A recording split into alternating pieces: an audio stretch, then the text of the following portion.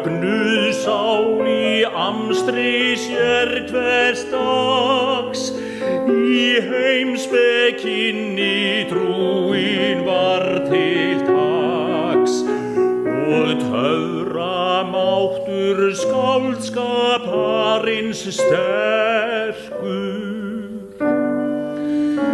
Hann stundaði þann takt í áratugi að tefja vel við sína miklu list.